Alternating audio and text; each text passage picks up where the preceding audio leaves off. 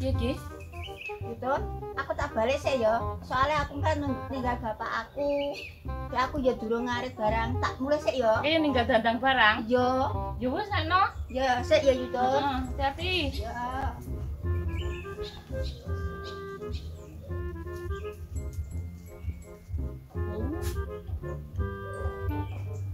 Sopo kae? Ton kae. Koyo ton kae. Oh iya. Bocah berkondi kae. Ora nang gayan. Sepi ora nang gayan iki.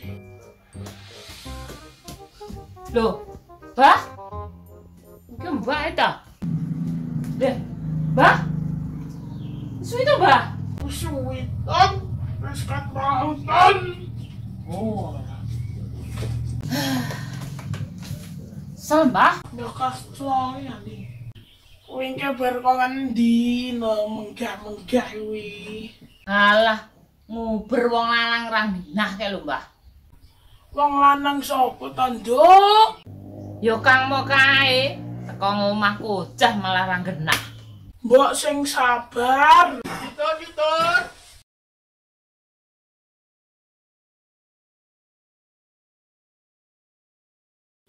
Yutun. Nyapa lek so? Endi balamu? Ngene lho Yutun, ben ora salah paham, tak genane. Amit ya. Kowe to, So? Iya, Mbah, iki enek masalah, Mbah. Masalah diomongne penak.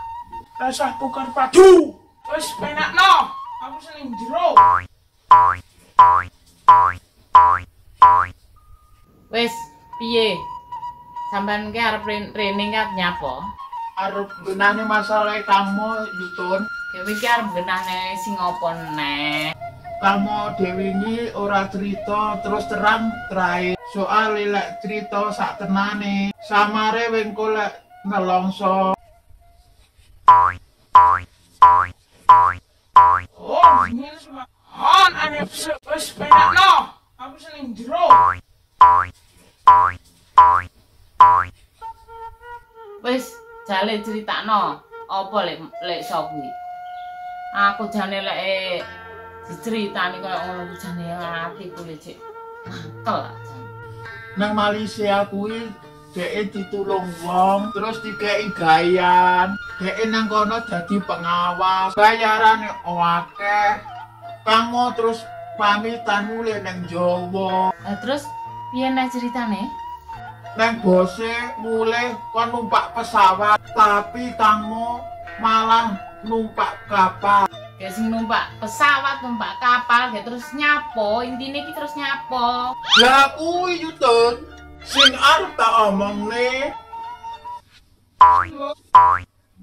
Oh, ane sip. Wis penakno. Kang mau kuwi numpak kapal entuk kenalan. Jero kapal kuwi dhek seneng-seneng. Terus omben-omben kuwi terus mabuk terus teler.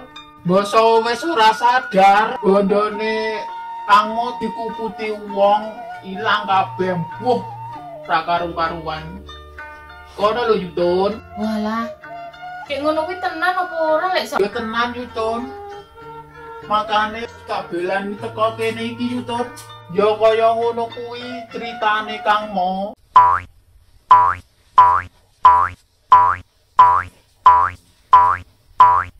Yo ngalah, kaya ngono kuwi mau ceritane lek so. Kang mau ki ning kono tibake. Ya wis Yutun, aku tak nyuwun pamit. Ya wis engko lek beke tumon Kang mo kon mulih ceritane kaya ngono, kek ning endi wong engke pesan. Mesakne jane lek ngono kuwi. Ya. Kon mulih lek anu lek terangno ketukan. Ya kangmo aku mulai sih. Ya ya, hati-hati.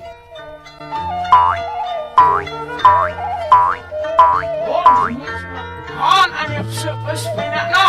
Aku sing jero.